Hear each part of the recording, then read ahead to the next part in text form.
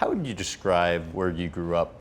It was predominantly Hispanic and black. A lot of just poor, the poor kind of not too poor, but mostly poor. A lot of us didn't have a lot in that area, so it was, you can tell, a lot of negativity, drugs, and a lot of liquor, a lot of stealing, fights, stuff like that was going on that you can definitely get distracted by as a young man.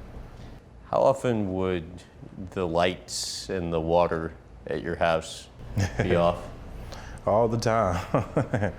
Once we eat and figured out how to get whatever one is off, get back on, then the next one goes off. And why is that?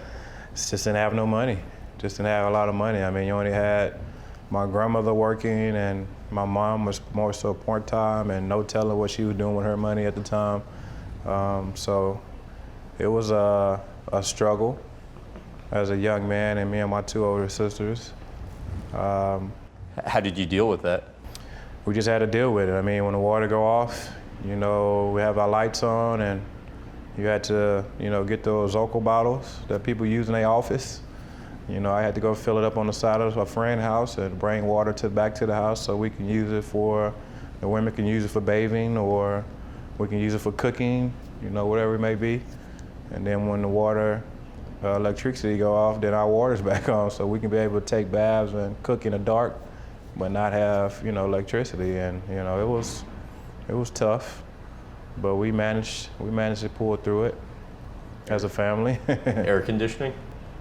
Yeah, I mean, when the electricity go off, you don't have nothing. So, you just basically open the windows and open the front door, and kind of, me, I used to sleep with my pillow and cover in front of the doorway just to protect the women in the house. Oh, you did? I had to. I was the young man of the house. I had to protect the women, making sure nobody walk up in there, leave. I know I wasn't gonna be able to do nothing, but they probably could have took advantage of it. But us knowing the type of neighborhood we was in, wasn't nobody really gonna bother us. But they knew what the situation was going on in the household. How concerned were you that something could happen? I was always concerned because of the fact, just a child growing up. I mean, it was so many people coming by our house all the time. Because once my grandmother left from work at 11 o'clock at night, the whole neighborhood used to come to our house. If it was my friends or my mother's friends, and they used to close the door for the back room for the kids and all the grown-ups in the front.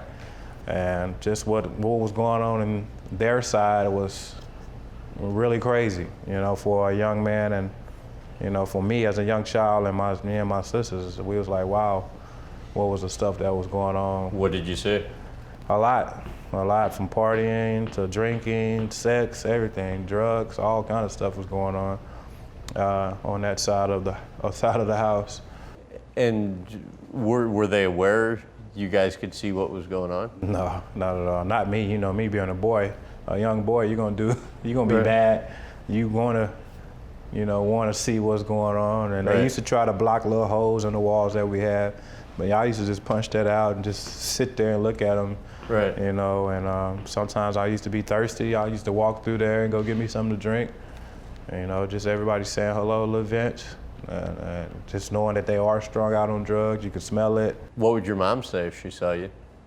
Well, she didn't see me. Oh, she didn't, okay. 'Cause she was most likely probably in the backyard or probably walking around mingling. Who knows what she was up to, but most times she didn't see me. So, moms, when you on that level on drugs, you never know what's going on, what you see. So, as she admits to this day, as she's been clean for so many years, just to hear her testimony and her shocking after I told her that I was doing those things, she was very shocked. For more clips from this interview, visit GrahamBensinger.com.